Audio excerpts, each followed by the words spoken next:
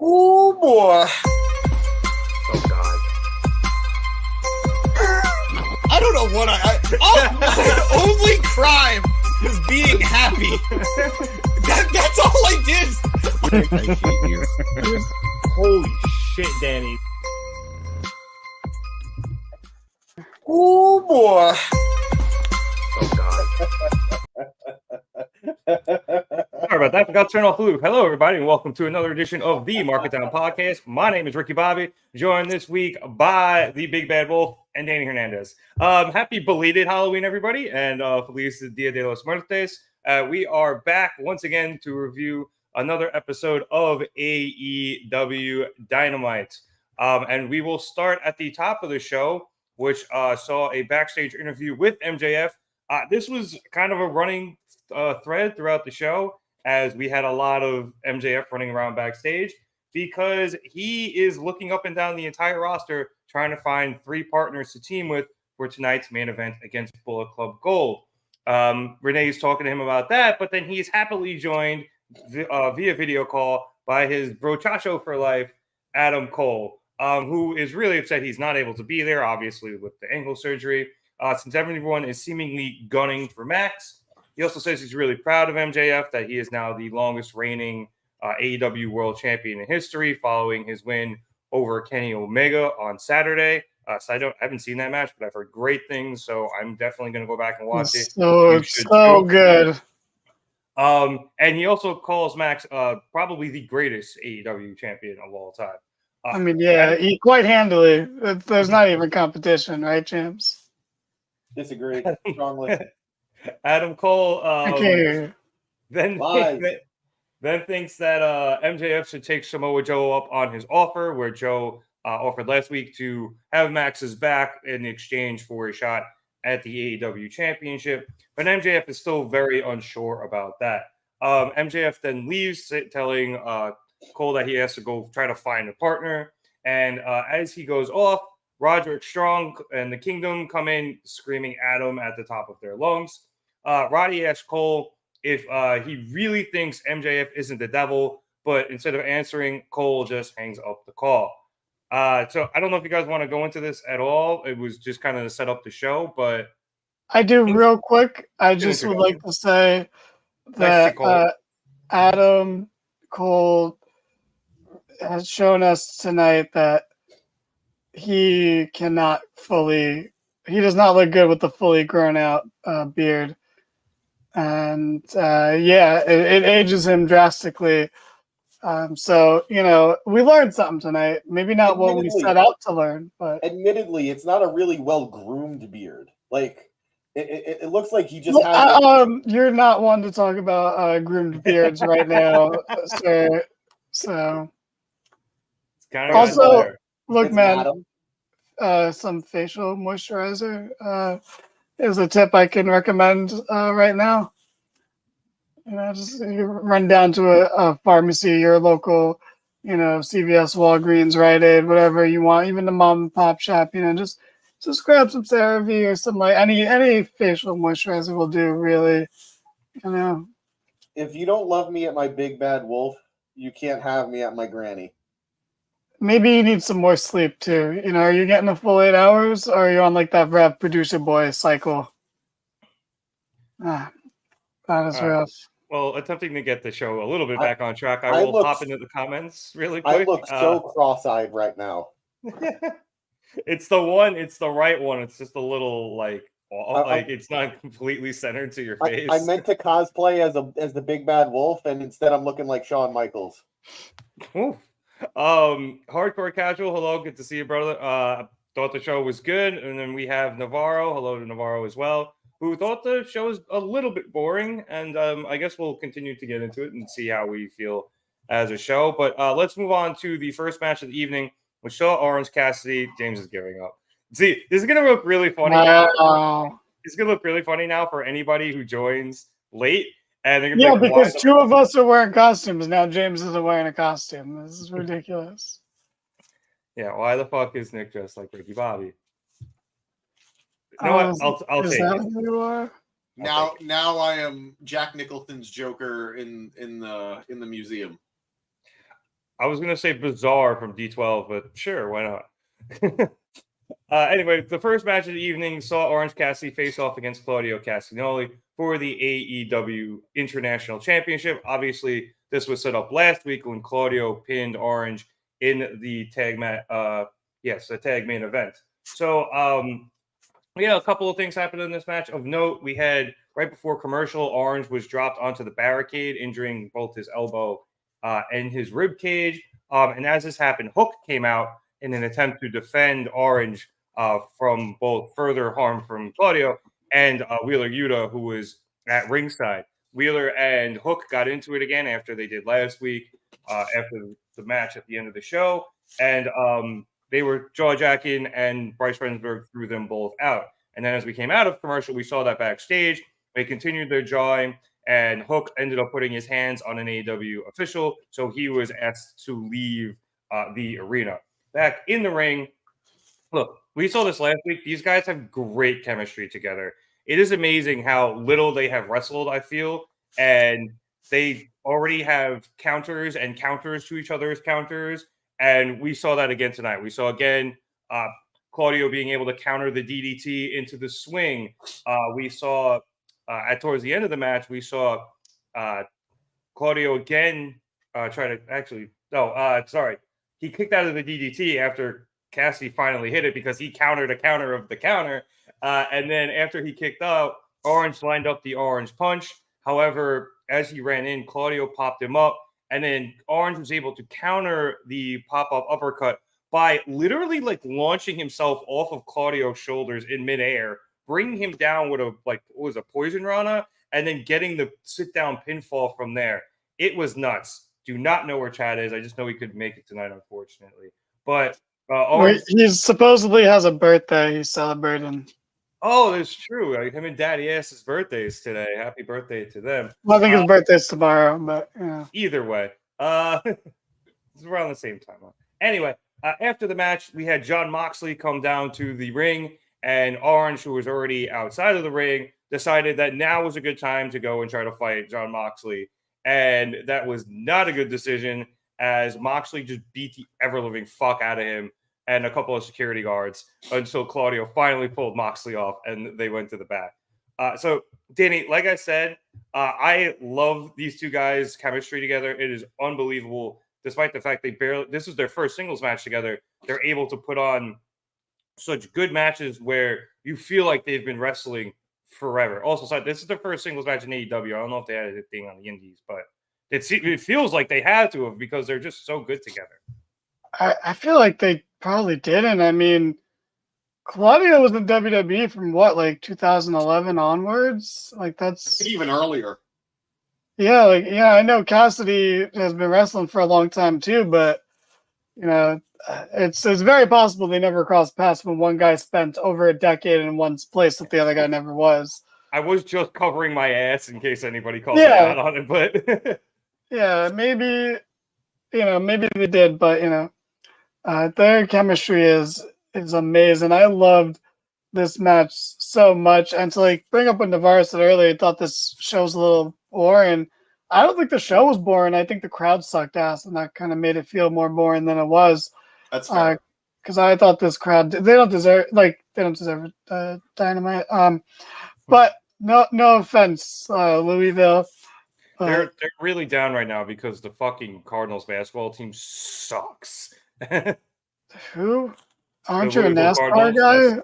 That's where they play. That's where they were tonight. We're in the Yum Center where they play. Forget it. Louisville Cardinals? That's St. Louis Cardinals. What are you talking about? College. You're 30. What are you talking about? What's that to do with college? We're way past that.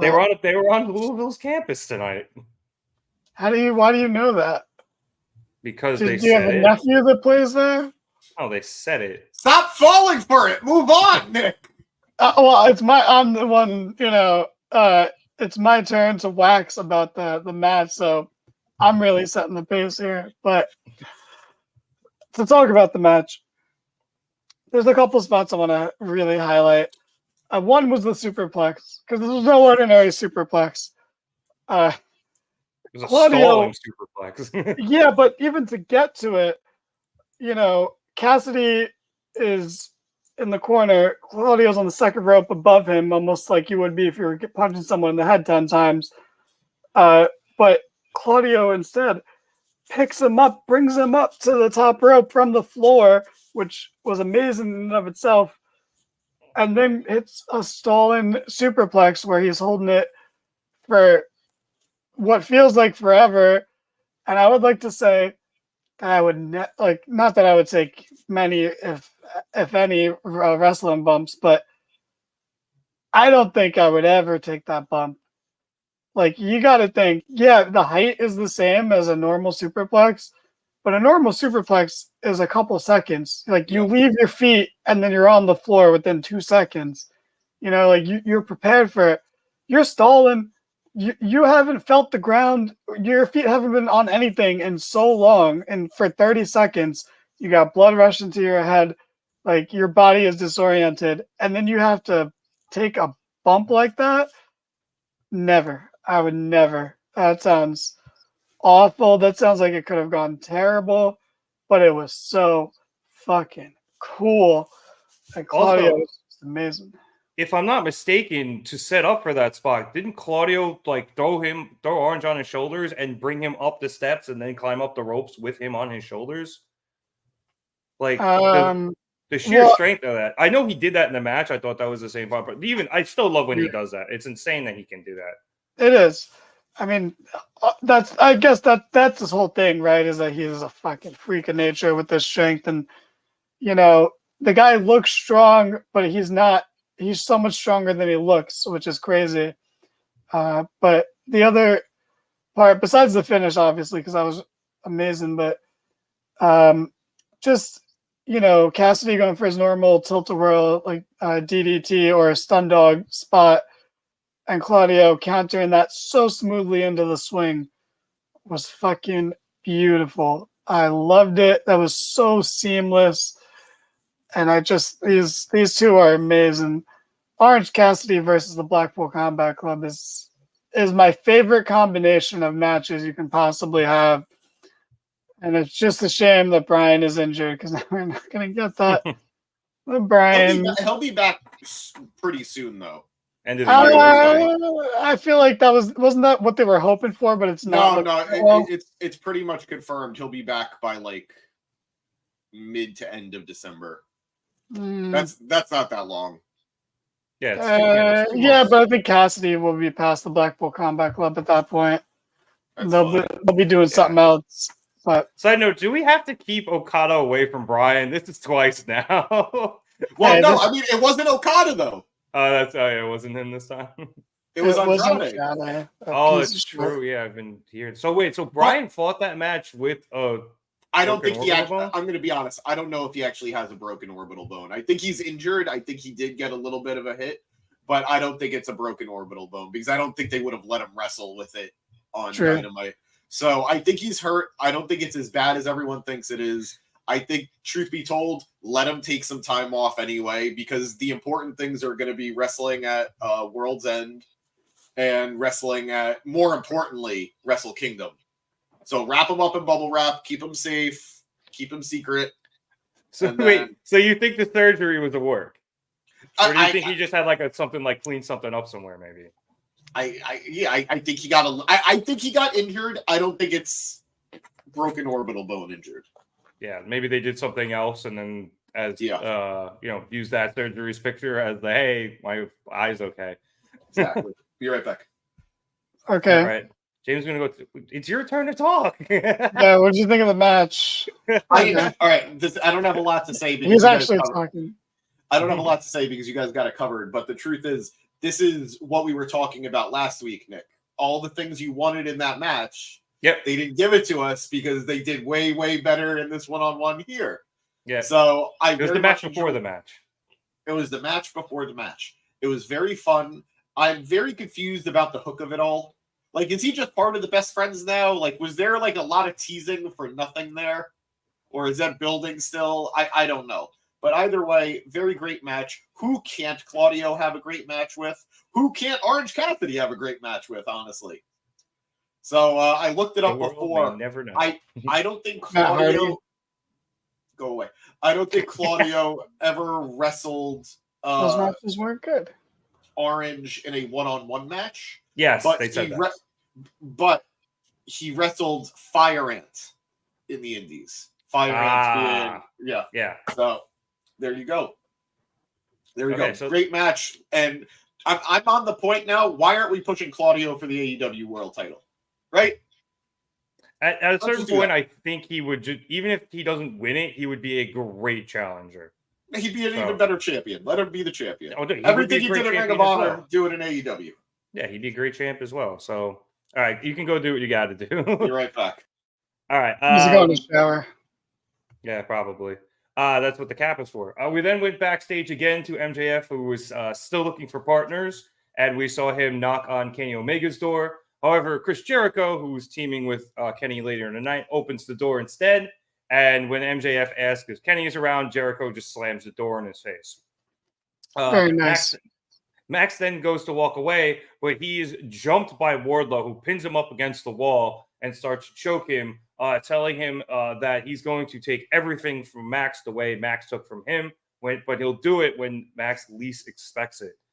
He then lets Max go and unfortunately broke MJF's clipboard. So MJF starts going the other way, goes past Kenny's door again, and around the corner, hiding was the Acclaimed.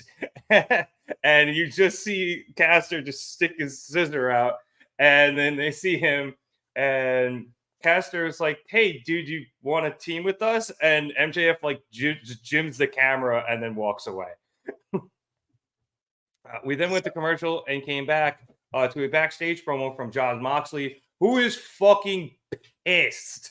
He's pissed that Orange Cassidy was able to take advantage of all of the work he did against Phoenix, stepping in after Phoenix, quote, kamikazed himself to beat Moxley. And then Orange just slid in and took the title off from under him. And he did all of this, even though Moxley showed Orange respect by letting him walk out of Chicago alive.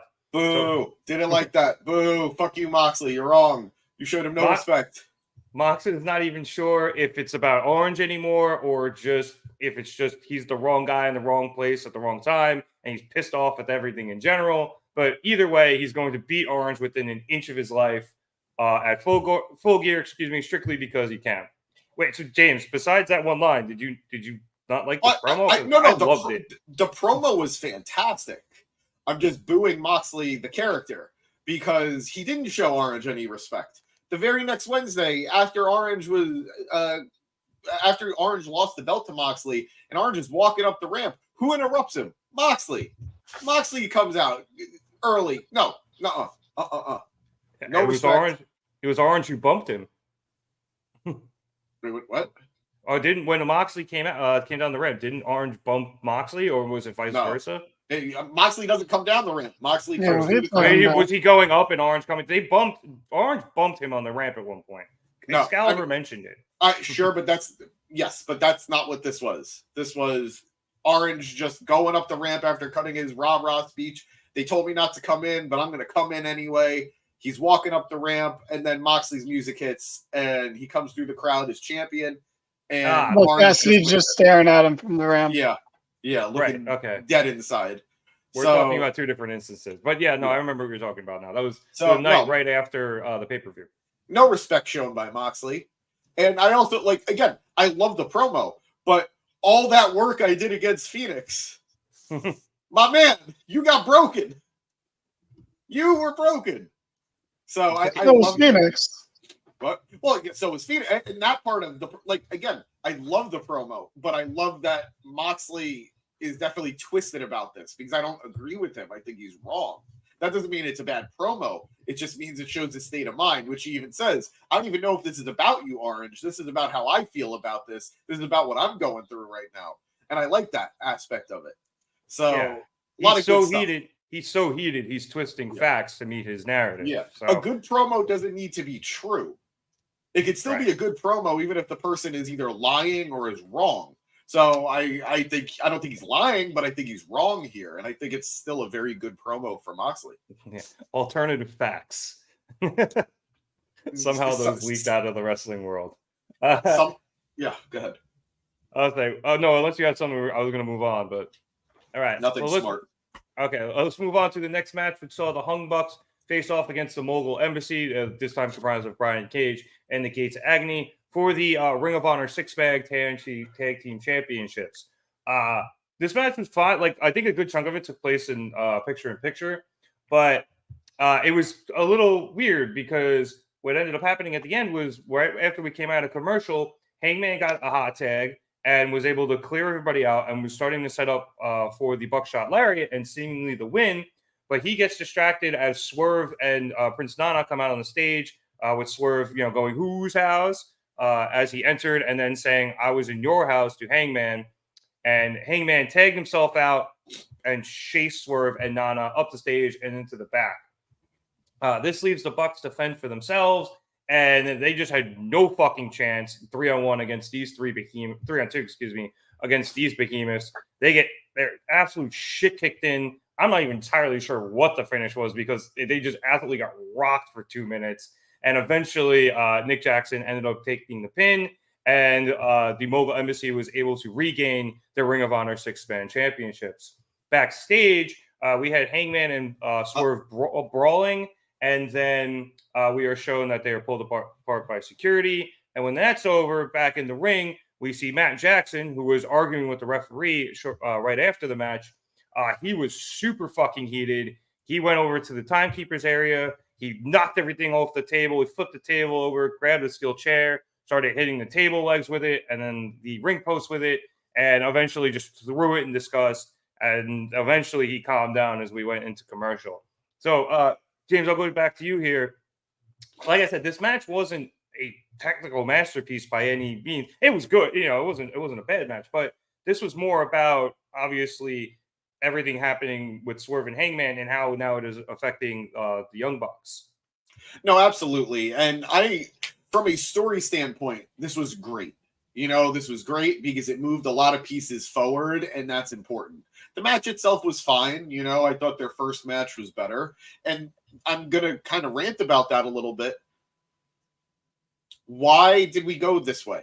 Why put the titles on them in the first place to have them lose it right back to them?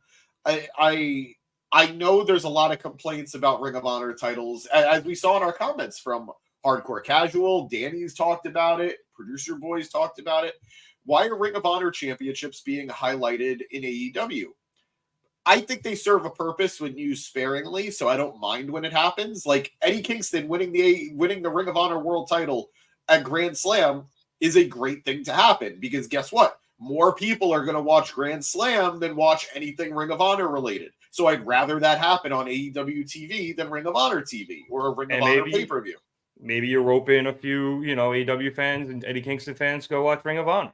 Exactly. So I don't mind inherently the thought process of Ring of Honor being highlighted sparingly in AEW. This didn't need a title change. This did not need the title at all for this story to continue. And if they were going to drop the titles so soon, why not drop to another team?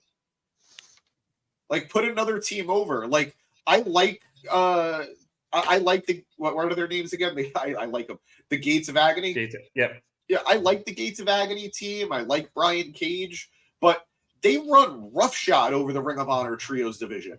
They went through everybody there was to go after these titles. So let somebody else beat the Bucks to become champions now. And Hangman, let's get a win over the Elite. That's huge. So I wish that if the Elite were going to lose these titles the way they were, I wish they would have lost it to someone else. Again, nothing against Gates of Agony. This all just feels kind of pointless now. I feel like it would make no sense if they lost it to someone else and not the team their story is involved with. But the thing is, they're not really involved with the Gates of Agony. They're involved with Swerve. Like the other three are just there. Well, they're connected through Swerve, I guess. And I get that. I get that. I get that. Like Swerve has a group. I genuinely, in my heart of hearts, don't think Swerve did what he did tonight because he gives a shit about the Gates of Agony. He did this to fuck with Hangman. So He could have done that with any team. He could have helped any trio get the win over the Elite, and it would have been the same result. True, but So- he has a trio. Yeah, and that trio having belts makes him look better. So Does it? Because he's the only guy in the group that doesn't have a belt. yeah, but it's like his guys have titles. I get, you know what I mean. It helps make him money. So Well, he has the I titles to the house because it's Swerve's house. So he's got you there. You're I do agree with you to an extent, James.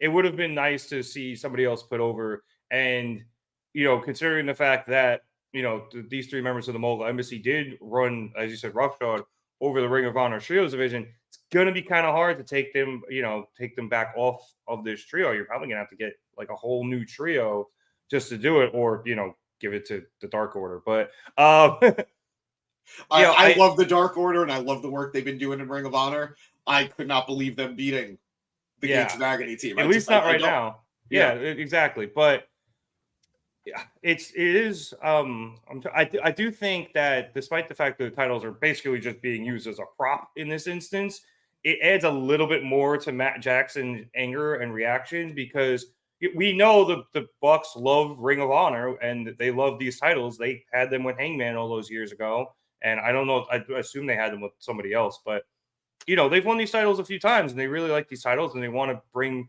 prestige and promotion to the Ring of Honor and that set of titles. And having Swerve impact their title run this way and literally end it pissed Matt off. Not to mention everything on top of Hangman's family now being involved after Swerve breaking into Hangman's house. So I think it adds an extra layer of frustration to Matt. Do they need it? Not necessarily, but I think it does play a role. And I'd agree with all of that if it wasn't for the promo that happened later on. That basically Matt, Nick, I apologize, but Matt just basically said the opposite of everything you just said in his promo. Right. He wasn't, and we'll talk about it when we get there. He wasn't mad at Hangman. He wasn't mad at Kenny we'll get there. But he was mad about something else entirely. So I don't know. I get what they were going for here. To me, as somebody who is way more forgiving of a lot of the Elite storyline than most people are, this kind of fumbled a little bit for me. And I think the bags was a good idea, but they could have been done better. I think, we'll get to the Kenny stuff later. But I'm sorry. Go ahead, Danny. Why do we have to wait till later? If James is hot about it now, we might as well just talk about it now. All right, yeah, let's hop in. So this followed the Chris Jericho and Kenny Omega versus Daddy Magic Matt Menard and Cool Hand Angelo Parker match. Spoiler alert, Kenny. We're not going to talk about that anyway. Like, what is there to say? We'll do it quickly. Post-match stuff, I guess. But yeah, well, the post-match stuff was the big deal because obviously Don Callis threw out the challenge for a street fight in 2 weeks, and then we had Kenny announce Kota Ibushi would be showing up for it. And Jericho announced that Paul White would be joining them as well. So Renee's asking about all of that, and Jericho's hyping up Paul White joining them. And then Matt, just interrupts, and he's still super fucking heated. He said there's been enough melodrama in the locker room tonight, but questions why the Elite got back together if they're not going to have each other's backs. Plus, he's not even sure why Jericho's in the locker room because he hates Jericho after what he did to all of them and their families in the past, obviously. I genuinely forgot what happened between. He said it, and I'm like, what did he do? I still don't even. If Producer Boy was fucking here right now, he would have pulled up a fucking tweet about it. Right. But, there was an attack of some sort, but I don't remember specifically. Someone's stabbing right now, and he's not. But, I want to say. Finish. Yeah, Kenny called it an enemy in my enemy situation, saying that Jericho is aligned with them right now and, not to worry about it. Love or hate Jericho, he's with us. And Matt says that Jericho is cut from the same cloth as Callis, and he'll stab Kenny in the back the second he has a chance, and then him and Nick walk out. So that was that, Danny. I apologize. Continue what you were saying. It's all gone now. I can't remember a word of it. So, look. The Ring of Honor titles, it's silly. It's silly to have like multiple trios titles on one show. It's just silly. I know it's different promotions, but it's dumb. But that aside, I do think I would have never put the titles on them in the first place. No offense. Not that they're not worthy of it, but like it's just it's a waste. It's a waste of time. Sorry, Ring of Honor is borderline a waste of time. It is Tony's worst decision he's made so far as a wrestling promoter was buying Ring of Honor. But I disagree entirely, but honestly, it's worked really well for the library and All In. Like yeah, just owning that. That's really what it's about. The rest of it's just him having fun with it. Dynamite has dipped in quality so much since he's taken over Ring of Honor. But maybe that's just coincidence. But before we get a full-on tangent here, because you guys are always trying to start tangents, and I have to keep you guys on the rails. Yeah, we don't go on those. Genuinely, them losing the titles is a good thing because it's too many titles. You got to get them back off TV and back on Ring of Honor.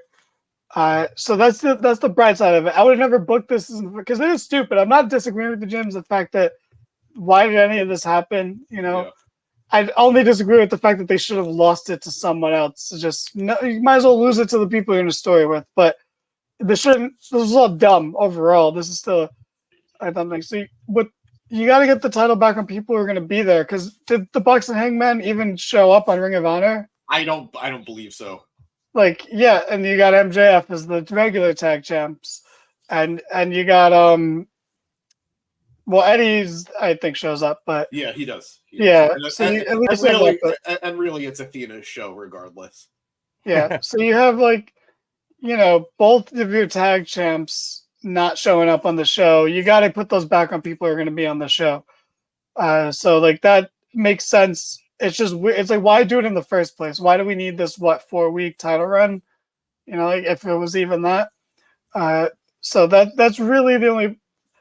I'm still with you, James, for most of what you said. It's a little bit, but that's why I think they lost the titles, just because you can't take more championships and put them on people who are never going to be on the show. And I completely agree with you. I agree with all of that. What a world this was. Wait, so James, I wanted to get back to the original reason we went over to this segment, which was you were saying that everything Matt said contradicted what I said about the reason they were doing stuff, or did it this way. Wait, were you done, Danny? I mean, is anyone ever truly done? No, I wasn't, but you can go on about it. He said, why did we even get back together if we're never teaming up or working together again? Now, where have the Elite been throughout Kenny's entire Don Callis bullshit? They should hate him more than anything. They were there in the beginning, but they cared way more about the BCC stuff than the Don Callis stuff. Then where's Kenny been for the Swerve stuff? All I care about. I just resent Jericho right now. Get him out of here. He is not making it better. We driving a wedge between them. We could have had the Elite, or even some version of the Golden Elite, versus the Don Callis family. Which, say what you will about the group, those are some great wrestlers. There. But now, I got to see Kenny Omega teaming up with the Big Show. What's happening? I mean, that's kind of cool, I think. It's interesting. I like seeing the Big Show. It's it's like a reverse WWE thing where he's been gone long enough that I'm like, okay, you can wrestle a match again. Let me say something. I love Big Show. I love Paul White.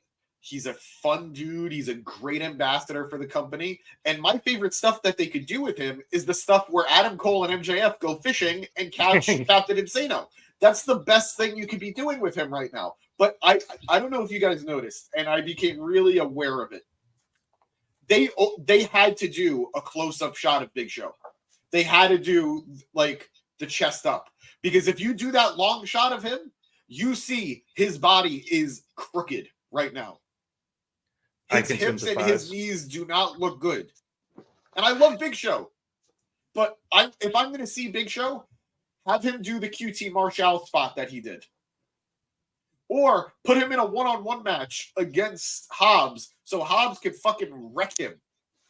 I think he will wreck Hobbs. What? I think that's the What? point of this, or Rob will wreck him. Excuse me.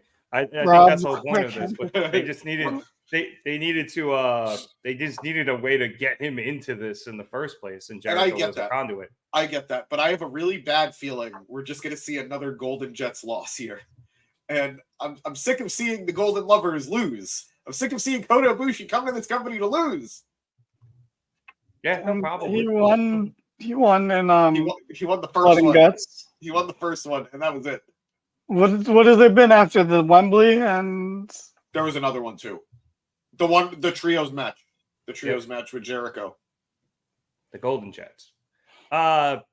Here's my thing, James. Was that not Wembley? No. The trios match at Wembley was with Hangman. Then there was another trios match with Jericho that they also lost. Oh. Sure. Well, it sounds like he's the problem then. You know, I don't think he is. I think it's Jericho. Get him off the goddamn elite team. Well, my thing, at least with what's happening with Matt, is he does obviously have a point here. Like, obviously, they're not helping each other out in certain instances, and I think part of the reason Matt is so frustrated is because if Kenny has their back and he's not focusing on this Don bullshit, he can help with Swerve, and then they maybe retain their titles. So I don't think Matt really contradicted anything I said. I just think he's frustrated with literally everything that's happening, from Swerve breaking into the Hangman's house all the way to the fact that Kenny's not there to help. And, because obviously the three of them have been together and they've been dealing with this Swerve stuff for the most part, as Hangman started it on his own, and now they've kind of gotten involved as, Swerve sicked the Mogul Embassy on them. So it's a bit of a combination of everything, I think, why Matt's so frustrated. And he made obviously very good points, in this backstage segment. Well, Matt is frustrated because, they're not helping each other out, but that's just because they're basically not MJF. If it was MJF, he would have both stories involved with each other and they would connect. And is it a coincidence that Kenny was the most interesting he's been all year for the 2 weeks he was interacting with Max, and they had one of AEW's best matches of the freaking year on a Saturday show that nobody saw? That match is unbelievable. Apparently, did good numbers. No, I mean, if there was anything, the numbers.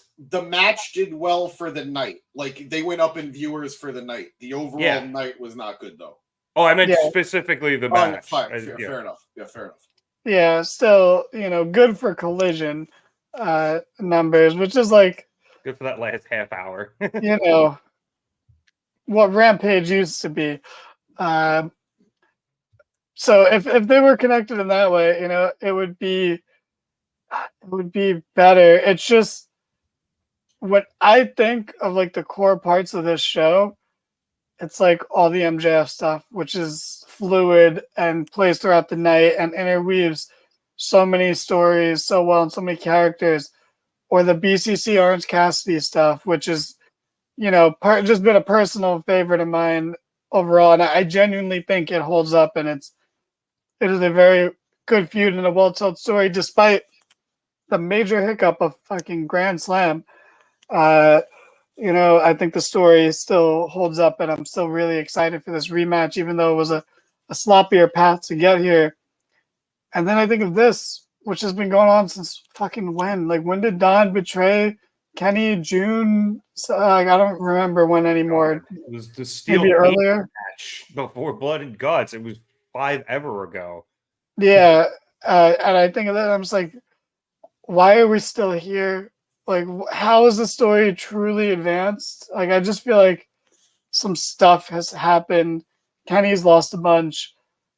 Don's added jabronis, but like it doesn't feel like we're that far off from the starting point. And it just feels like we've hit the point where the payoff won't be worth it.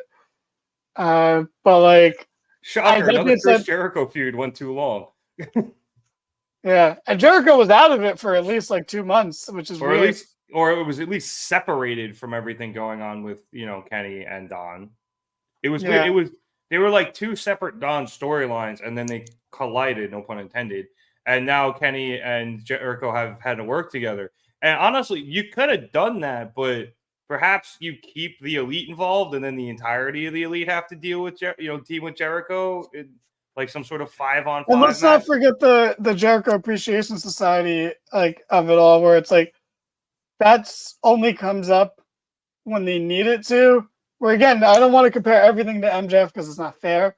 Yeah. But because it's almost similar where it's like Jericho technically has had multiple plates spinning, but instead of having them all spin at once, it's this plate's spinning this week. Yep. On the next week, this plate's spinning. Then this plate's spinning again the next week. And then maybe a week or two later, we'll go back to that first plate. And it's just like, it's just not hitting the way any of us would like it to. And I don't know. Like, that's why I'm just like, I'm excited for the Big Show match because it's at least something different in this feud that's felt like there's no like check marks and like points where you can be like, here's the starting point, and then whenever that point is, we have so few of those like notable moments in between where you can be like, oh yes, that time. Yeah. There's like, what can you think of? Takesha, the screwdriver, which was the very beginning of this. And then it's like it's all random trios matches, and like me getting them mixed up is like, it's my bad, but it's also an indictment on how not noteworthy. Yeah, I can't blame you. It has been. Where it's like, yeah, who the fuck knows? Sammy Guevara was a part of this at one point. I know he's hurt, but like, it just feels like he should be back for that street fight. So. Hopefully he gets better. He had a pretty nasty concussion from what I could tell. So, Danny, can you confirm when did Fletcher join the family? I have no idea. It had to be Saturday. Yeah, it had to have been because he fought Takeshita on Saturday. Because apparently that match was very good as well. Because I was checking this, to see some of the highlights of Kenny and MJF, and I saw on Reddit, a bunch of highlights of Takeshita and Fletcher. So. I'm guessing it had to be Saturday, although I'm pretty sure Fletcher lost again, so I don't know why Don accepted him in, but he's there now, and I guess it's just to set up this match with, so they can add Coda and Paul White into it, but I don't know. I like Fletcher, but wow. It was weird. It was weird. Honestly, it made more sense that he didn't get in. Yeah. And now he's just in. It's like, that's terrible storytelling. Or at the very least, if there was something, and again, maybe it did happen on Saturday, but if there was something along the lines of Callis realizing that Ospreay is his golden goose, so he doesn't want to piss Ospreay off, so he keeps Fletcher in, like, sure. But unless that happened on Saturday, wow. Yeah. Like, I guess I have to go back and watch Collision, but I was too busy getting hammered in this. So... All right, let's double back a little bit in the show. We've spent a lot of time on this. You've been wearing that since Saturday? No, I was wearing it on Saturday. Good times. Anyway, after the Ring of Honor 6-man match, we went again backstage to MJF, still looking for partners. He was at Samoa Joe's door this time, considering taking him up on his offer, but he decides not to knock on the door.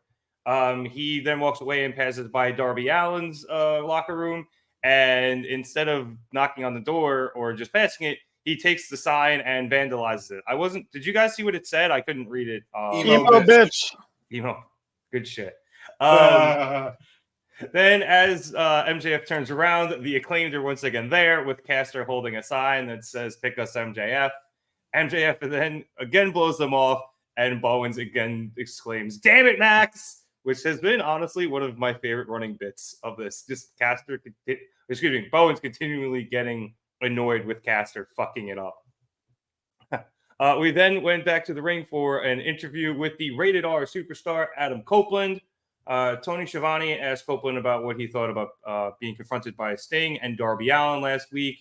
About him not wanting to fight Christian Cage.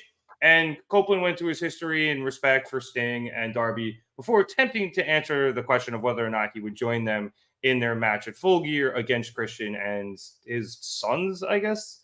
However, he's at least Nick Wayne is his son and Lucha is his right hand of destruction, but I'm not or Pat.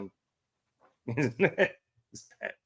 And I can't call him his family because we already have fucking that carny piece of shit's family. So anyway, yeah, Christian interrupted Copeland. And he starts discussing how he is going to retire Sting in Full Gear and then permanently injured Darby's already injured arm before bringing up Adam's neck injuries. He says that if Copeland doesn't back down, he'll snap his neck and put him in his wheelchair for his daughters to see and grow up and see him as a has-been who used to be something. And then he sends Luchasaurus and Nick Wayne down to give him a preview of what might happen.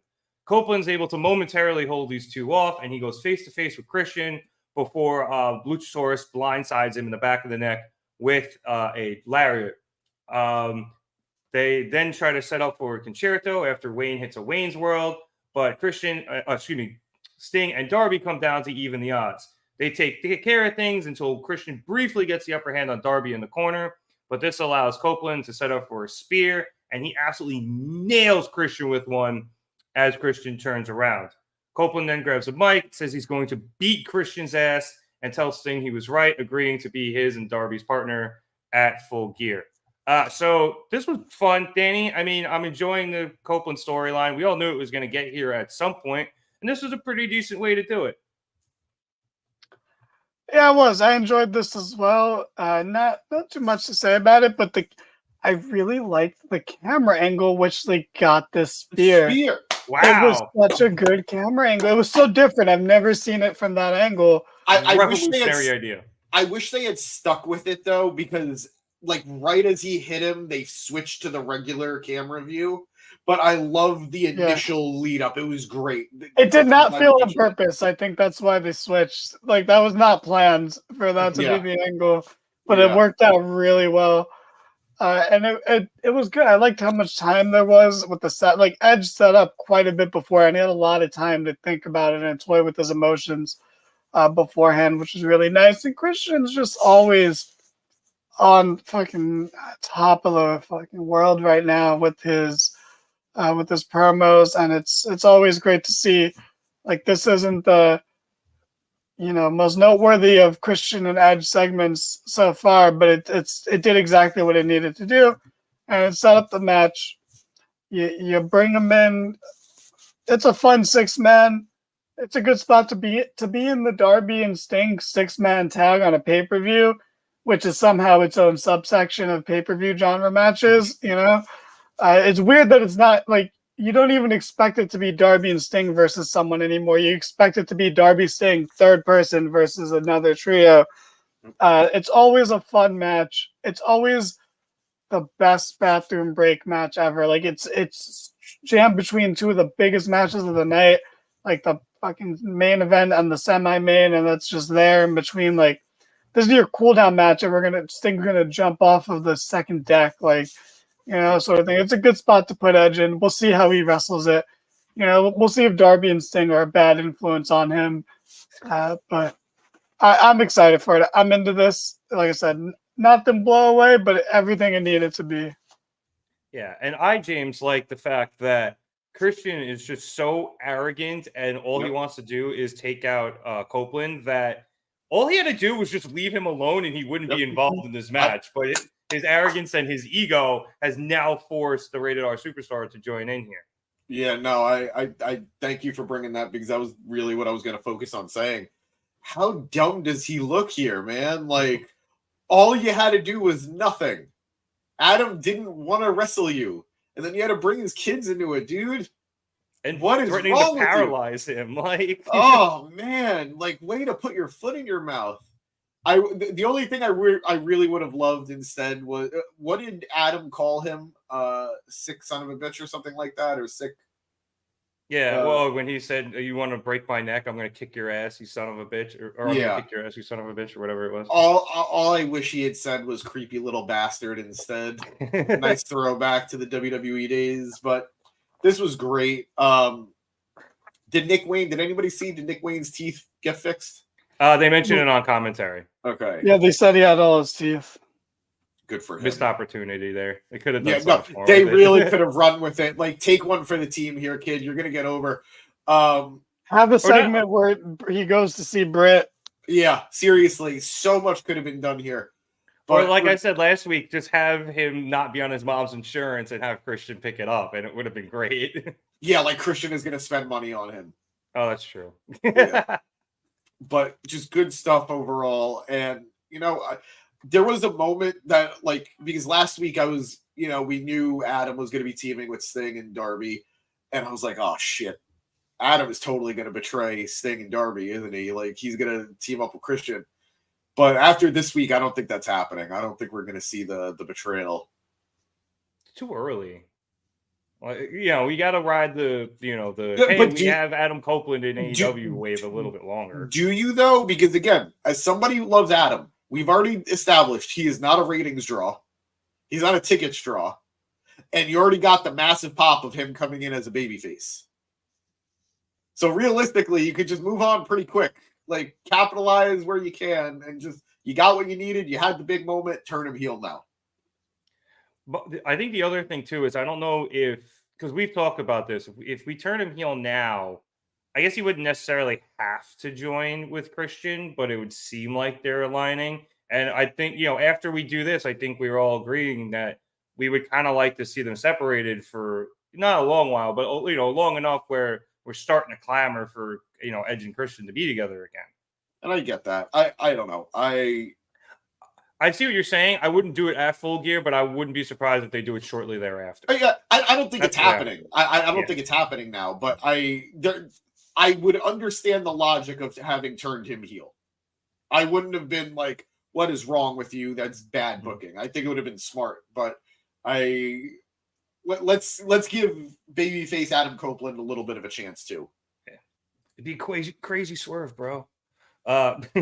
Crazy swerve happened earlier in the night. True. All right, after this, we then had the aforementioned Chris Jericho and Kenny Omega versus Daddy Magic and Matt Menard match. Again, nothing truly special here. That carny piece of shit Don Callis was on commentary. And it ended basically with Jericho, after he dodged a dropkick from Parker, went up for a lion salt, but Matt Menard had went under the ring and grabbed Floyd. He hit Jericho. Parker pinned him. Jericho kicked out. And then Menard just straight up handed Parker the bat and said, hit him. Who cares if we get DQ'd? Just fucking swing at him. So Parker, with a pretty solid swing, swung for the fences on Jericho, but Jericho was able to dodge it, hit a Judas effect, 1, 2, 3. The Golden Jets win. After the match, Callis grabbed the mic and challenged him to a street fight, like I mentioned earlier. And then, obviously, Kenny announced Kota would be coming in. And Jericho said that Paul White would be joining them in order to match up against Hobbs. So I don't know if you guys want to mention anything about this. We talked about it a lot earlier. I'll just say I do think that the Paul White Hobbs situation is going to be a good thing for Hobbs because it's going to be a really good notch on his belt. Even if they don't win the match, Hobbs will take him out in some way, shape, or form, and it'll look really good for him. Although, honestly, I do kind of think Hobbs ends up pinning him for the dub. I think it's street fight. I think so, too. The only thing I'm going to say here is, I forgot the point I was going to make. So probably nothing, actually. I mean, Danny didn't even want to talk about this match, so we can move along. Wait. I got it. Oh, geez, move along. Senior moment, but I'm back. Like I know you. What is Don's, objective here? What's his goal? That sounds like a side tangent I don't want to get on. So what happened next round? It's literally. I think it's just to take out Kenny and Jericho. And but they have been. They've won. So is he just trying to end his career?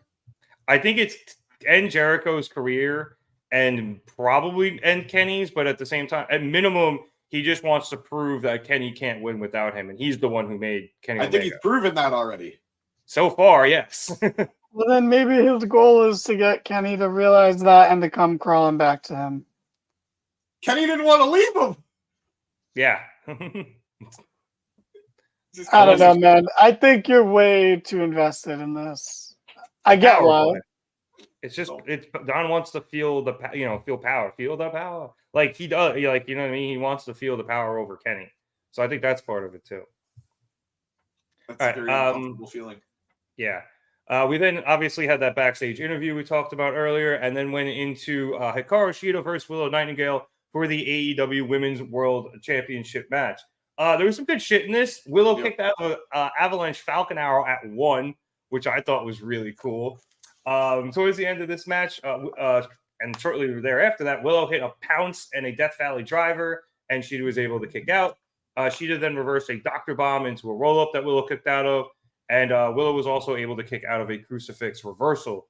Shida was then, after that, able to get Willow down to a knee, and she hit the katana and retained her title. After the match, Timeless Toni Storm appeared on the stage, and Shida at this point is just fed up with her bullshit. So Shida charged up the ramp, knocked the shoe that Luther was carrying on a pillow out of his hands, and then just absolutely aced Tony with a running knee. I don't know how Tony got back up so quickly, but Shida nailed her. But she gets up. Shida tries to grab her by the robe, but Tony's able to wriggle her way free, and she runs into the back, and Shida chases her. Then the lights go out, and honest to God, I thought TBS cut them out for a second. I thought they had a problem too. Yeah, I thought maybe power went out. Again. Yeah, but the lights went on commercial. The lights went on purpose because when they came back on, Julia Hart was in the ring behind Willow Nightingale. Willow turns around and they start jaw-jacking a bit, and all Julia does is extend her hand seemingly to shake Willow's, which, come on, if you shake her hand, you're gonna get misted. However, before Willow has a chance to do anything, Sky Blue, who had been misted a few weeks ago and is showing the signs of it, comes running down, gets in between the two of them. She's face to face with Julia Hart, and then turns around and looks like she's going to join up with Julia. However, she turns back around, missed Julia with a blue mist, and that sends Hart scampering out of the ring. So, a couple of storylines got driven here after a good match. At least I thought it was a good match, James. We have the set up for this match, Tony against Shida, coming up at Full Gear. And then there's a continuation of the whole Willow Nightingale, Sky Blue, and Julia Hart feud, most of which I think has been happening over on Rampage and Collision. James is zoned out. I thought you were going to send to Danny first. He said your name like 45 seconds ago. Danny I thought it was because I fist bumped. I thought it was because he was reacting to that. I didn't know he was actually going to send it to me. But that's fine. I'll go first. Danny let out an audible ugh, so I was like, let me go to James first. But I wasn't an ugh. No, it was a little uggish. No, I refuse to hear the word uggish from someone wearing a shower cap right now. Yeah. But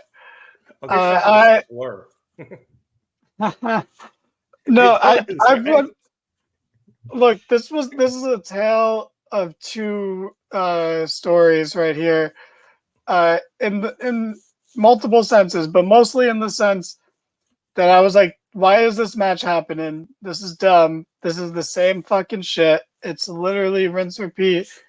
They cycle through the same fucking 6 women for both titles. And how could she lost to Statlander like 2 weeks ago, and why is she getting a title match? Why does Tony have to wait for the pay-per-view, but someone gets a title match every fucking week who hasn't earned one?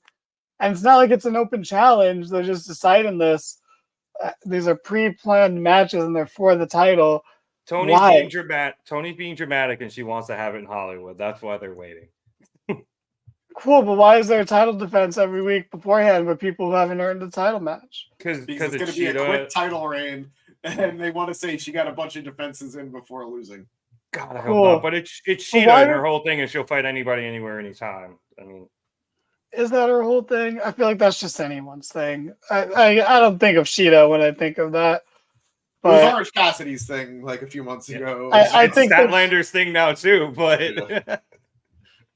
I just it's the same. And then how many times can a Sky Blue or a Willow lose title matches before it becomes like meaningless? I know.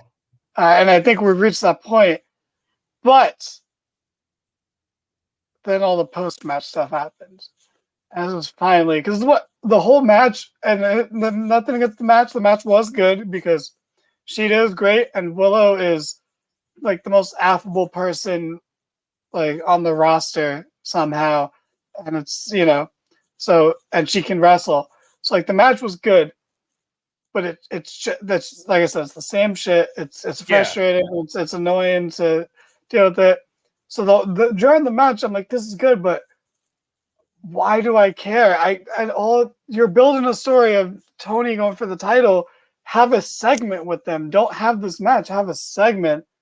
But then we got the segment finally, like an actual thing, not just her coming out at the end, them actually interacting. I would love for them to just have an in-ring segment or anything, or have Sheeta sit down for like an interview, to be like a talking head for like a documentary about Timeless Tony Storm. You're like, there's so much creative shit you can do here instead of just doing normal half-ass stuff they do for like women's feuds in the company. But they finally interacted, so that was great. Her hitting her with the run knee and the black and white up the ramp, fantastic. Looks so I cool. wish I didn't have to sit through an albeit good, but a relevant match that didn't help anyone beforehand. But again, all the post-match stuff was so good because you had moving parts with a woman's feud that's not about any titles at all, and it's just a story in the women's division going on between Willow, Sky Blue, and Julia Hart. And there was two twists in it. They had the fake out twist and then the actual twist, which was nice. Sky Blue whiffed that miss, by the way. She did not get any of her Julia's all face. here. It was all here. Yeah. Which First time? yeah. Yeah. For Sky Blue, I don't think so. But it's part of her personality, she embraces it. So that was good to see, because now I'm way more interested in that than I was like a few weeks ago. I saw Sky Blue turn and oh, that's good. It's something different for her. But then having her interact with Willow, and now it's like, okay, like what's actually going to happen here? There's something to like sink your teeth into. There's something to like invest in and care about. And granted, most of this will probably play out on Collision, but for me, Collision has been an easy watch on like Sunday afternoon or whatever. So I don't mind that, because I don't mind seeing how this unravels. Just when's the pay-per-view? November 18th.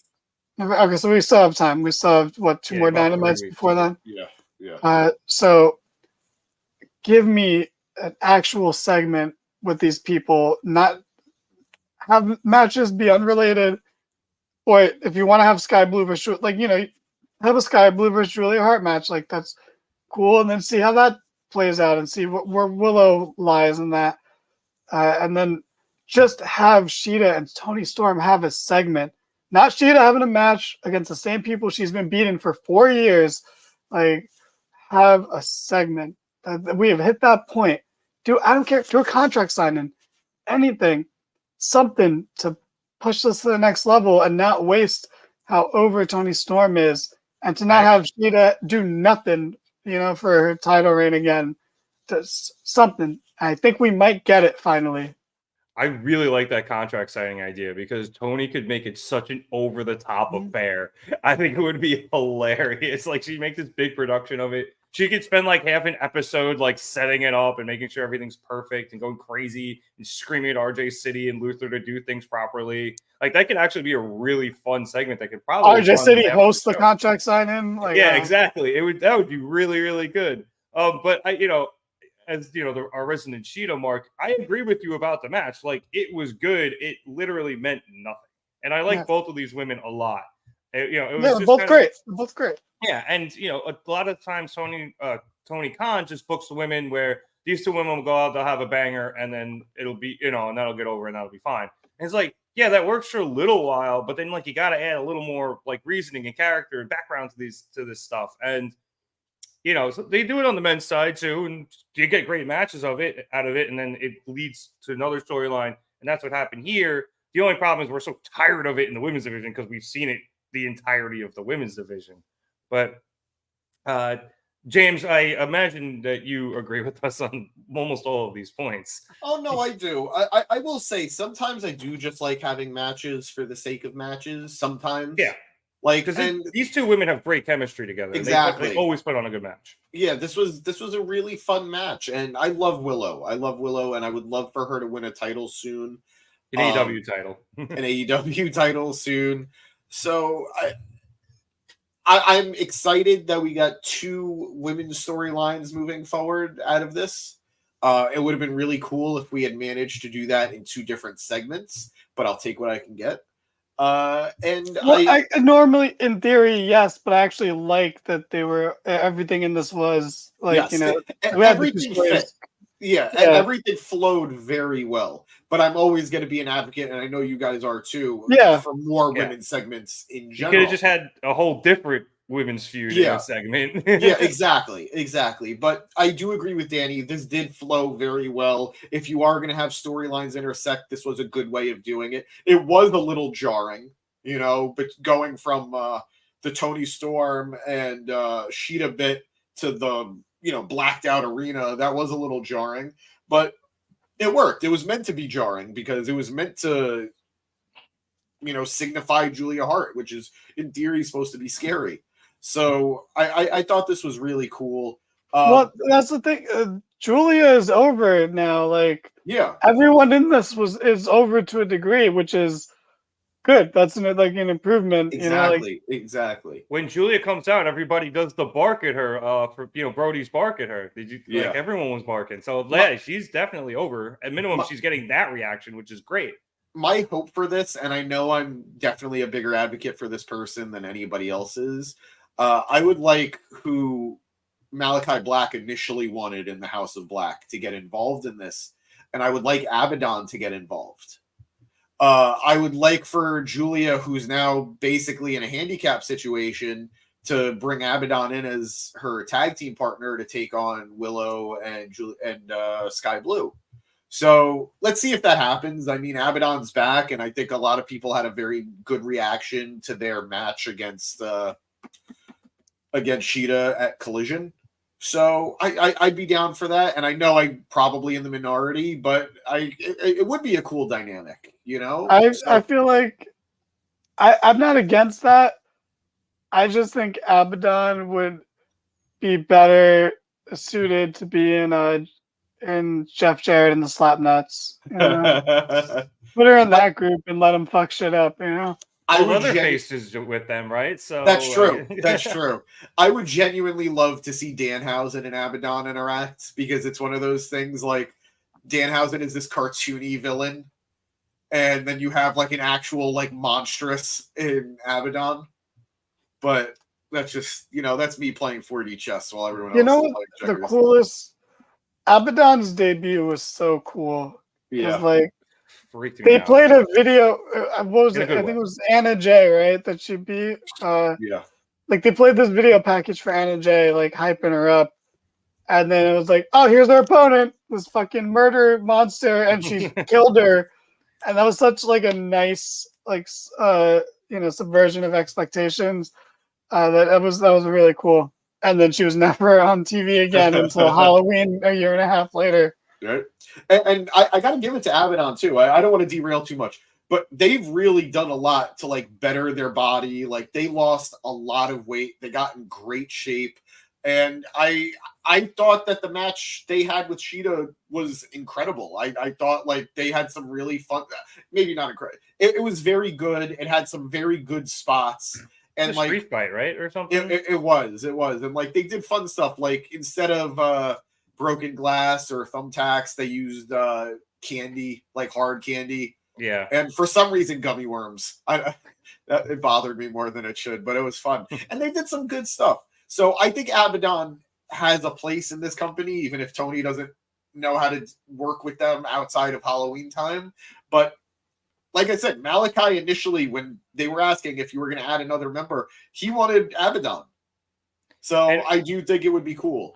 It would. I think they could use them as like this monster that they keep in reserve. Exactly. Except for like when they absolutely need to use them type of deal. And you unleash them onto, whomever. Yeah. Not that she would be, not that they would be Julia's pet, but, something akin to that. And eventually they can break free and go on their own. Yep. But I just want to say one last thing on Willow because you said it, James. I'm very high on her too, and Danny, you said she's the most affable person in the company. And I think I said this before, like she could be almost like their Bailey to an extent.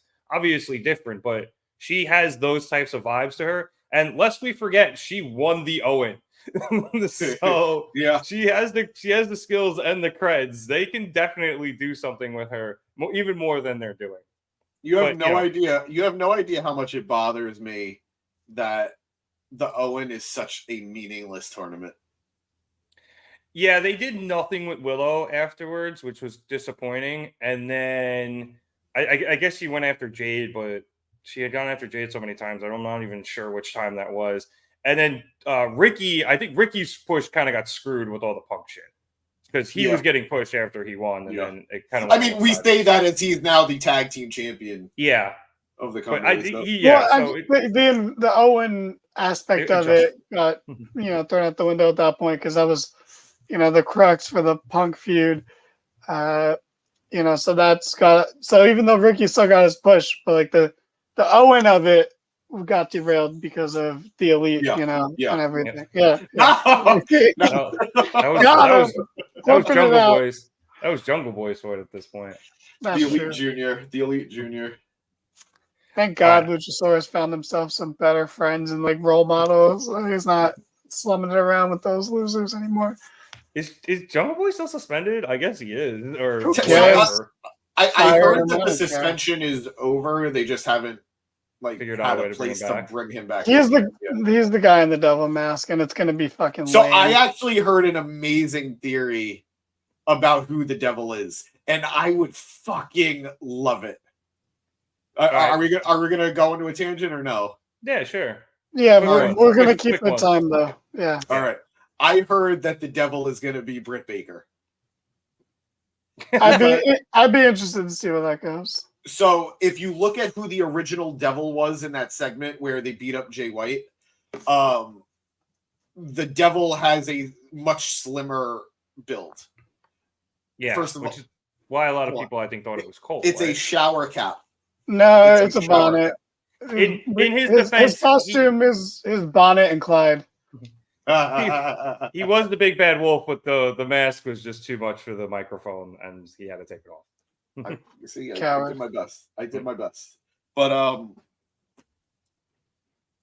you have no idea how much I want to talk about the main event now that they're here. Anyway,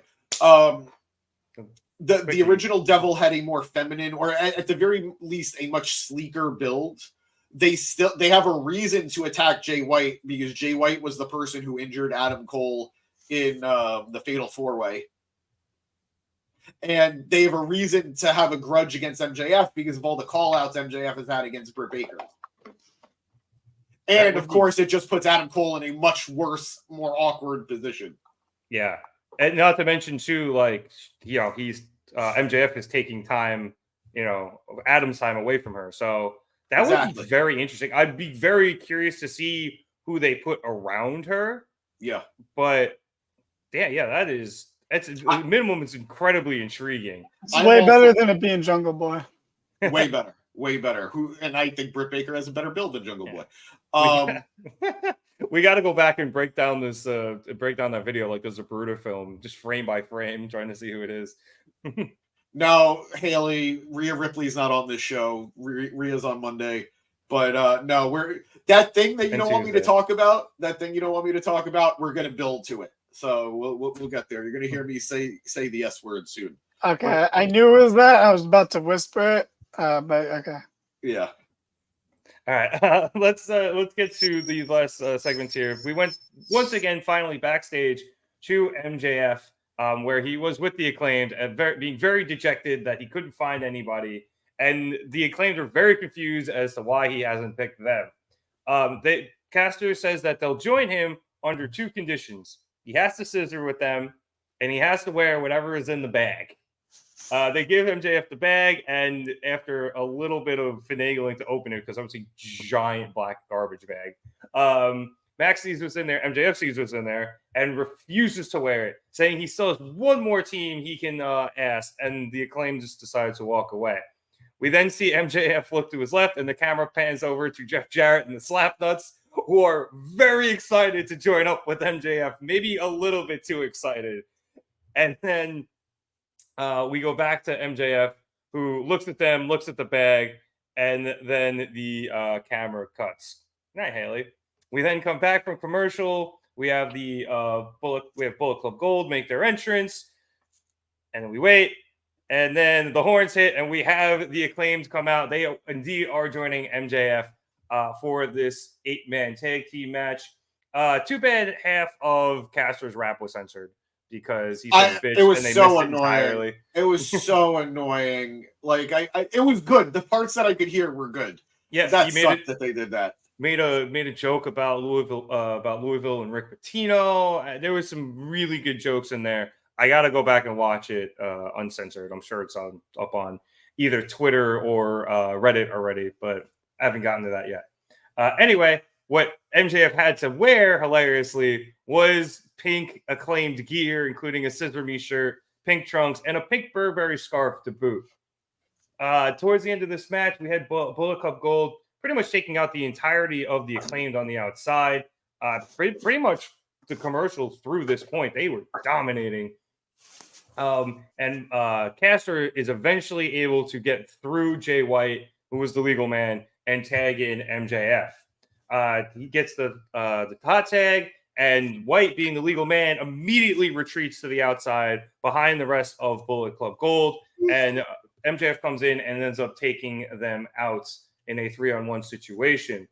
After he cleans house, MJF leaves the ring and starts chasing Switchblade around it, but as he dives back in, he gets tripped up by one of the Ash Boys.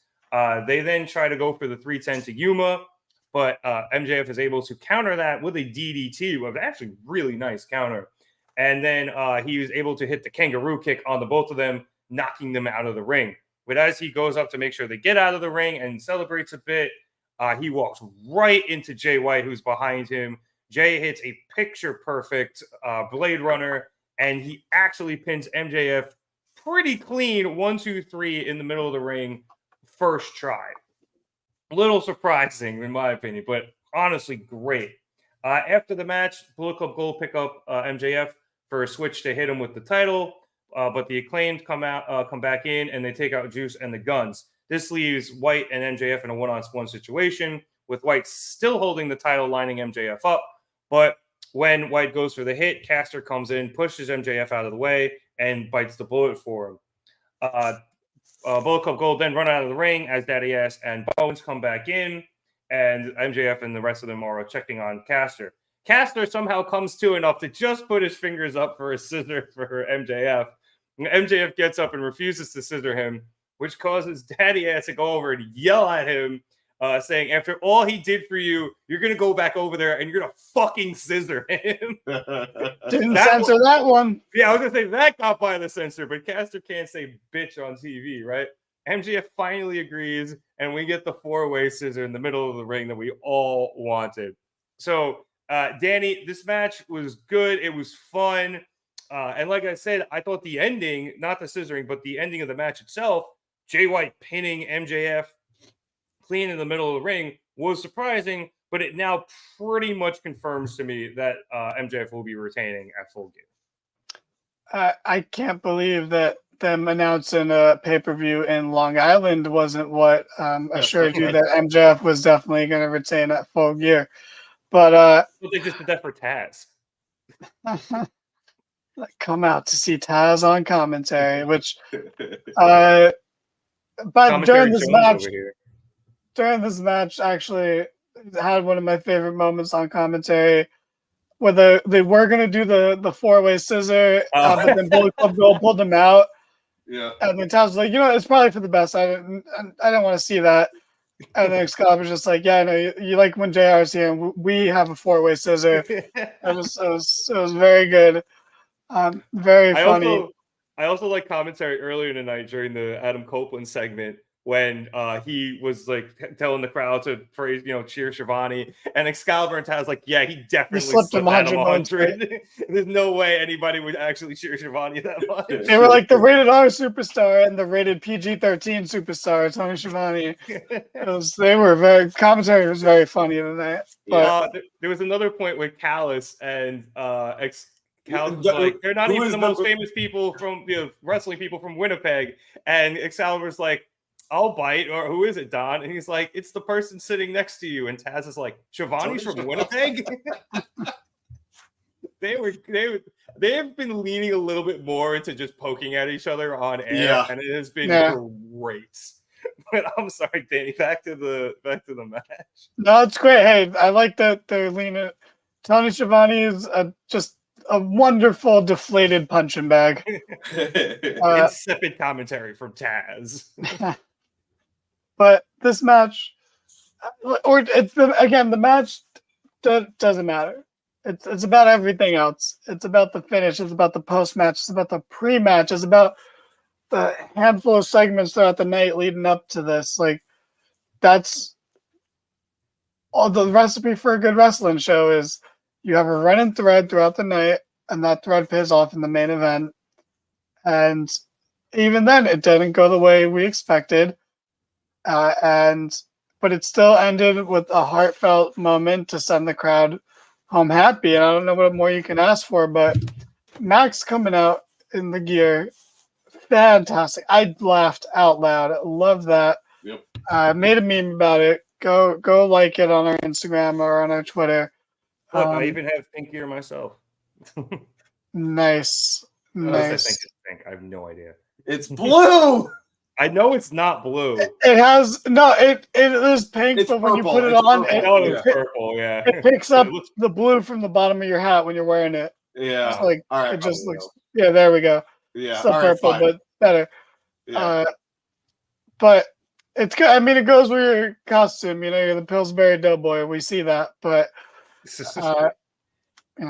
I get it. And James is, I want to say Marilyn Monroe. But I loved. It's just hard. I love the heartfelt sincerity of Max Caster. I love him taking the bullet for him, and finally getting MJF to come around. I love MJF biting the bullet and putting on the pink gear, coming out.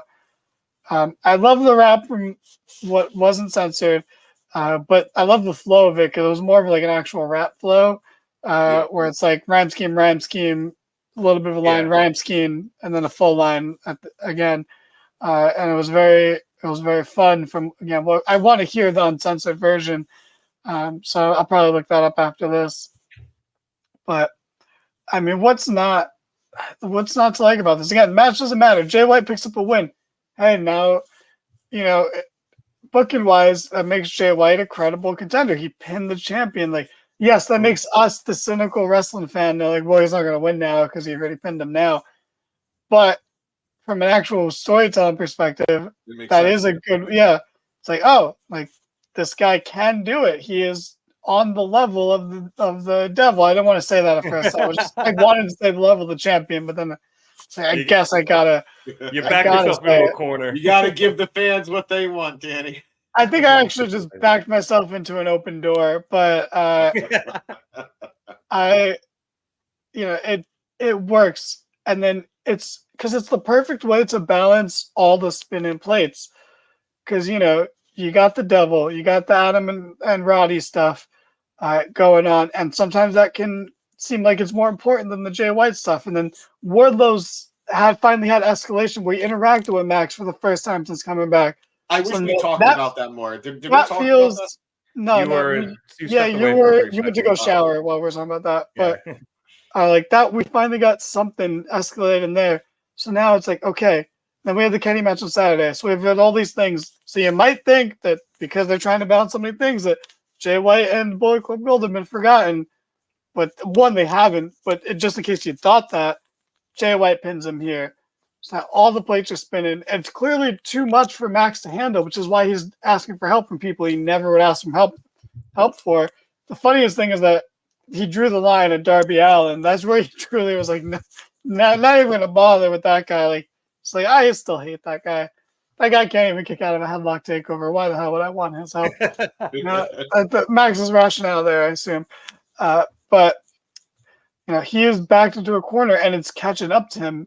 He might just lose the tag titles in the to the Guns in the pay-per-view, and earlier in the night. I assume to open the show, but I think they might have said that's on 0 Hour. I'm not entirely sure. That's gross. No, I don't like that. They won the titles on 0 Hour, so I know, and that was stupid. But but he opened the All Out to defend them or whatever. He opened something to defend them. The right? last victory, yeah. Wrestle Dream. Okay, yeah. Sorry. Now that there's more than 4, it's actually getting hard to track of. But yeah, that's okay. I couldn't remember what it was called either. This works so well, and I want to throw the James, but I just want to tell a quick story, if I may. I will put a timer on. I'll be quick about it. This is a mini tangent. I already put the timer on. So, me and Producer Boy have been going bowling a lot recently. It's become a little bit of a hobby, and we're doing it just it's like a Sunday thing. And we extended that invite to everyone in our group chat. But you guys all hate us and you don't want to come, and I understand that. Especially Chad. Chad hates us the most. But not even here tonight. I know. Bro, your birthday's tomorrow. What are you doing to celebrate? Your birthday's on Thursday. What are you doing on a Wednesday to celebrate? It makes no sense. Sorry, mini tangent in my mini tangent. But we invited you guys, and you guys were like, no. And then we invited you guys again. You guys were like, no, except for my man, James. James was like, I'll go. And he wanted to make a day of it. And we're like, yeah, okay, we can do that. We'll go to the mall first or whatever, kill some time, do some window shopping. He was in the market for a shower cap, that he wanted to look like a Arizona iced tea can. So we're walking around the mall, and it's a busy place. There's a lot of people, and I didn't know he was gonna do this. It was unprovoked. It wasn't like a dare or anything. But James just started going around to pregnant women in the mall, and it was just with dead serious, no sense of irony in his face. Like, I'm a personal trainer. If you need help losing that weight, and then points to their stomach. Super fucking rude, right? That's fucking so messed up, right? Unbelievable. The weirdest thing is that someone said yes. You know what he did? You know what James did?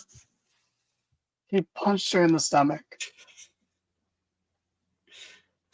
And it's just insane, because it's you think he's going around doing this, he's being cruel, and he's playing this cruel joke on people, but it turns out he actually had a weird vendetta where he was gonna he basically tried to abort a baby with his fist.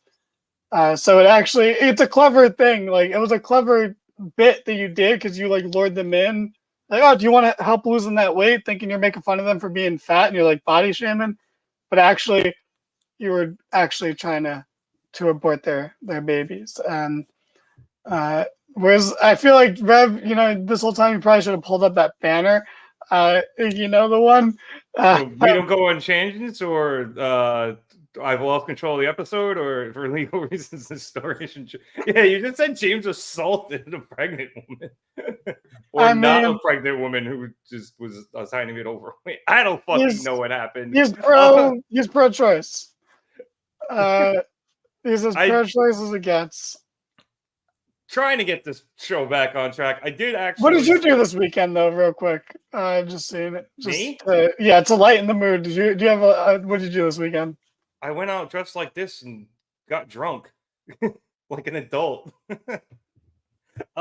Something I did miss earlier before the match. After we saw MJF failing to make a decision initially, it then cut to Renee Paquette in the back, who was immediately interrupted by Roderick Strong in the Kingdom again. Roddy called up Adam Cole and asked him if he could believe that MJF hasn't asked them to be his tag team partners after how nice Roddy has been to him. And Adam Cole just told him to shut the hell up and hung up on him. So that's another plate, Danny, just because you brought all those spinning plates that's in the air with this whole storyline. Because you don't know what's going to happen with Roddy and the Kingdom, and not only MJF, but Adam Cole. So I think that is interesting as well. James, if you have recovered from whatever the hell Danny just said, you can talk about this match and what happened both, I guess, before and after. Yeah, how's your fist? How's your hand? Is it better? Let me put that back up. It's fine. It was very cushiony, so it absorbed most of the blow. But now moving back to wrestling, No, I thought something really fucked up, but I'm not entirely sure I can say it on air. I mean, he could put the banner back up. It's like cancelable bad. All right, so we'll skip it for now. You'll tell us after we get off air, right, Danny? Right. And also, just because we're not on air doesn't make it not fucked up to say. But there's a difference between putting it out on the internet and saying it to you guys. But Fair go enough. ahead, James. No, the match was great. I love the dynamic with MJF and the Acclaimed. I think the star of this though was Jay White, because man, has he mastered being the shitty chicken shit heel, right? He did everything in his power to not deal with MJF. I think the only time they got physical was when he hit the Blade Runner on MJF, right? Pretty much, yeah. So which is good. That's you Yeah, keep them. I feel like everything about this worked, and I said it like the match didn't really matter, but like that's because it did its job so well. Yeah, and I'm just sorry because you said something about how Jay White looked the best. I just want to say their entrance is so cool. It really is. It's really such is. a good entrance. It's so good that Jay White's individual entrance sucks in comparison. Yeah. It's amazing. But I love their entrance. I love Jay. I love all of them, really. They look great. And would be really happy to see the Ass Boys win the tag titles. Like I wouldn't say genuinely really happy, but why not? Fuck it. I would be happy to see them win the Ring of Honor tag titles, not the AEW tag titles. I'd be very happy to see them win the Ring of Honor tag titles. Been there, done that. We're good. Yeah. And I think they would do wonders for the Ring of Honor tag division. They'll actually defend the titles on Ring of Honor TV, so that would be great for Ring of Honor. And I thought this was a fun time. I'm interested to see how the dynamic between the Acclaimed and MJF moves forward, because I don't think MJF is all of a sudden going to be best buds with them, but I do think we're going to get to a point where he actually does like them. So I think that'll be cool. I will say I'm not a fan of, and again, it served the story. Danny is 120% right, but I'm not a fan of the trios champion and the trios champions and the world champion taking a loss.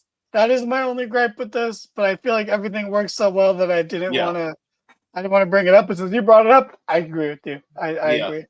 That's my one, hullabaloo about this, my one nitpick about this. But otherwise, it was a fun match, told a great story.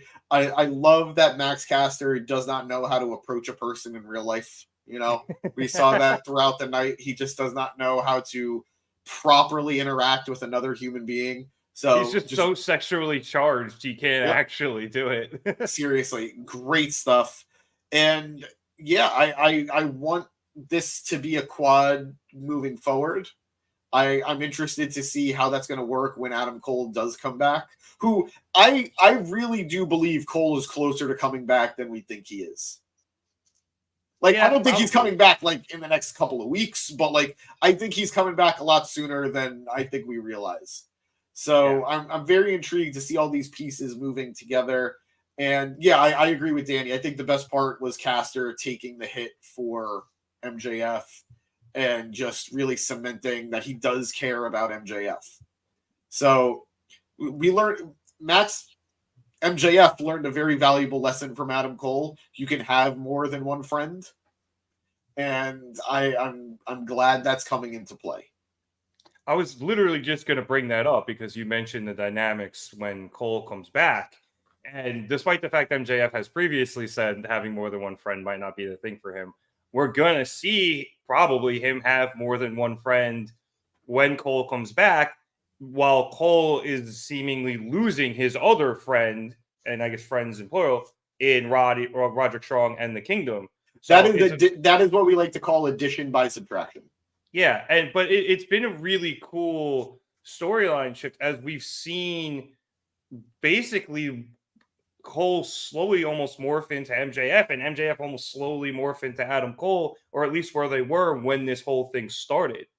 Yeah. So, assuming that's what happened. So that whole thing has been, I've really, really enjoyed that. Also, I don't know about you. For me, the early MVP of this match was Daddy Ass interacting with his sons in the beginning. I also liked his interaction with Jay White. I was literally about to say when Jay White came in there and tried to go for the strength off and then just immediately kicked him because it's just a perfect slimy, heel move. And it still wasn't enough. One chop sent him flying back. Yep.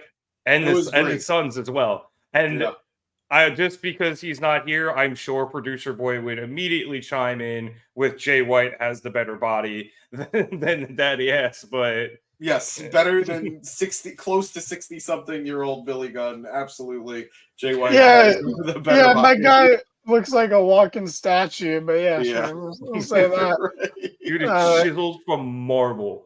Can I? The last thing that I want to say about this is, it's going to be bad. You guys are going to get mad at me. Producer Boy is going to be really mad at me. But I want to mention another YouTube channel because I think they do such great, borderline documentary, video compilations, essay. I don't even know if you couldn't even call it a video essay because I don't really speak, but Drop Mic Wrestling just makes these 30 to an hour plus minute videos of feuds, mostly from AEW, but some New Japan and I think a couple of WWE ones. And he did a great one on I think CM Punk and the CM Punk MJF feud. I'm really excited for them to do just MJF's current story and just cut all the pieces of it together and just make one beautiful long time capsule of it. And I'm because there's just so much to put in there. It'll probably be 2 fucking hours. But I can't wait for it. Cool. Shout out to them. What was it? Drop Mic Wrestling? Yeah. All right, cool. Shout out Drop Mic Wrestling. All right. And on that note, I guess we'll just move into our overall thoughts on Dynamite. We had a bit of varying discourse at the earlier in the show with the chat. Some people thought the show was good. Some people thought it was a little bit boring. I thought it was somewhere a little bit in the middle. I thought it wasn't maybe as good as last week, but I thought pretty much everything did its job, even if it wasn't the most exciting match. So I don't think necessarily anything was necessarily bad either here, James. I thought it was all just kind of even and just good. And I completely agree, but the signs of what I mentioned last week are starting to show. These longer waits between pay-per-views tend to really affect how the storylines progress because you sort of see yourself go into holding patterns. Things did progress tonight in a lot of ways. MJF's story did progress, but at the same time, MJF's story is one of the better stories in all of professional wrestling right now. So that's not entirely shocking. But then you have another instance of the Elite or just, I guess, the Kenny Omega and Jericho stuff where, we have a match now, but which isn't even on the pay-per-view. Whatever about it. So I don't know. I'm grateful that we're only 2 Dynamites away from Full Gear. Yep. But which is 6 shows, by the way. Full Gear's on the Full Gear's on the 18th, Saturday. right? Yeah. Okay, so it's technically 5 shows. Yeah. So that's my thing, man. Oh, no, 7 shows because we got 2 more this week and then 3 next week and then 2 more after. Sorry. Exhausting. I don't need to watch SmackDown to watch Raw. I don't need to watch Raw to watch SmackDown. But it's getting to a point now that if you're missing anything of AEW, you're going to be lost for the next show. That's a lot. Yep. Well, everyone's so anti-brand split, but it turns out it has its benefits. Or just we don't need 3 shows. Oh no, we don't. We didn't need more than Dynamite, really. I like the Rampage concept, which is basically a 3rd hour of Dynamite. That's fine. I could deal with a second 1-hour show, but this is a lot. Yeah, 7 hours of or 5 hours content. Man, I really cannot do fucking math right now. 5 hours of content a week is a lot. It is. It is. So especially when you have to watch all of it. Like you said, you can, skip Raw or SmackDown or NXT and be fine, even though they're putting out, just as much, if not more. Yeah, 6 hours. Right? Yep. Or how long's NXT? Is it an hour? 2 hours. 2 hours. Oh, NXT's 2 hours. My bad. So it's 7 hours. 3. That's 7 hours. Oh, so dude, did not lie about the math thing. Yeah. Well, I said 443. I meant 224. It's getting late, yo. Yeah, I think we could just wrap it up. We're just embarrassing ourselves at this point. Look, I did not start driving race cars to do math, okay? You're little Nicky. I get it now. Good movie. Underrated Adam Sandler movie. Yeah, my brother. I feel like it's one of the most beloved ones. I feel like it's not underrated. Absolutely not. I feel like it's in most people's top 3. It's under Happy Gilmore and Billy Madison. And then you have Big Daddy. Yeah. I'd say, what was the other one? Mr. Deeds. Yeah. I'd say Deeds is more well-known. Or people will always say Waterboy. Yeah, Waterboy, It's absolutely. so memeable. I think, it's funny. It's dumb funny, but it's funny. But so I like some of the other ones better, but Waterboy's so memeable that you have to love it. So I at the bare minimum, it's at 6. It is underrated, though. It is underrated. Or they think it's terrible. Player, Rev? Dan, did you have any final thoughts on Dynamite before we wrap things up? Or I thought it was a good show. I mean, I don't think it was the most important show, but I thought it was a good show. It had Orange Cassidy versus Claudio Castagnoli. How is it a bad show? Very true. Well put. Yeah, I think that was probably that was definitely match of the night. It was probably segment of the night, to be honest with you. It was, that whole thing was just really, really good. So is that your fraternity jacket? James, I almost forgot to ask this, but it involved the main event, because the last few weeks, I know we got to wrap up. The last few weeks, you had been harping on the fact that you thought they were dragging out the MJF Acclaimed thing a little too long. Now that you've seen it play out, at least them joining together, do you think it went too long? Because I thought this kind of was the perfect timing. I was super satisfied by it. I'm very happy we finally got here. I do think that if this happened a week or two ago, it wouldn't have been, any worse. I think we could have trimmed a little bit of the fat on this, either started the story a little bit later or, culminated it a little bit sooner. But it's an AEW problem in general. Yeah. Story is just dragging out, but I feel like it was timed fine, and James's complaint is hollow at best. I think someone's just mad that he was outsmarted by 3 little pigs, and he's taking it out on the Acclaimed. Oh, is that what you have to wear? Because to drive, when you get in your Tesla. Because you're an Elon Musk fan? That's your costume, right? That's the...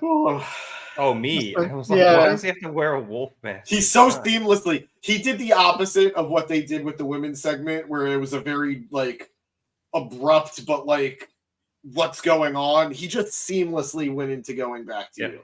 But, James, I do think you bring up a good point where...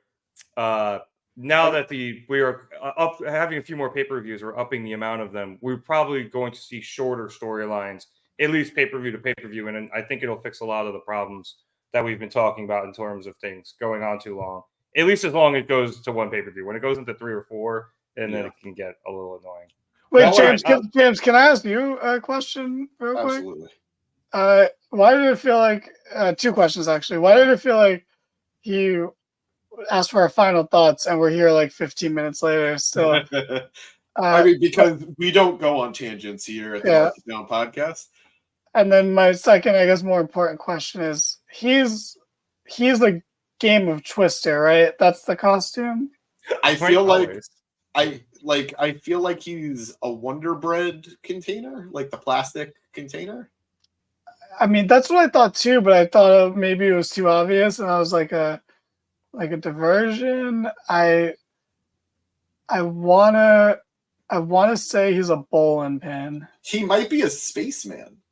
Oh, he could be a spaceman. He just doesn't have the helmet on because we wouldn't be able to hear him, and it's just too annoying. The same way you took your mask off for audio. Maybe that's it. Because he was here before us, so who knows? Maybe he had it on when he first got on.